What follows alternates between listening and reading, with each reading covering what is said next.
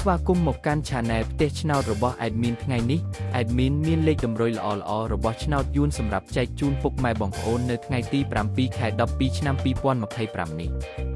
ដូចនេះ Admin មិនចង់ឲ្យចំណាយពេលវេលារបស់ពុកម៉ែបងប្អូនយូរតោះយើងមកតាមដានលេខតម្រុយរបស់យើងទាំងអស់គ្នាសម្រាប់លេខតម្រុយ2លេខមាន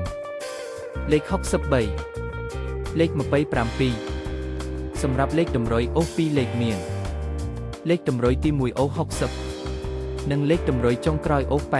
80សម្រាប់លេខតម្រុយ3លេខមាន178គុណនិង547គុណ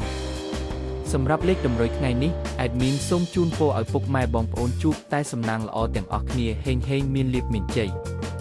ជាចុងក្រោយសូមកុំភ្លេចជួយចុច Subscribe និង Comment ហើយដាក់សញ្ញារូបកណ្ដឹងដើម្បីជួយផ្ដល់កម្លាំងចិត្តមកកាន់ Admin ជាពិសេសងាយស្រួលតាមដានវីដេអូថ្មីនិងលេខតម្រុយល្អៗជាប្រចាំថ្ងៃជាមួយ Admin សូមគោរពលាពុកម៉ែបងប្អូនពីខ្ញុំបាទ Admin ផ្ទះឆ្នោតសំណាងល្អទាំងអស់គ្នាសូមអរគុណ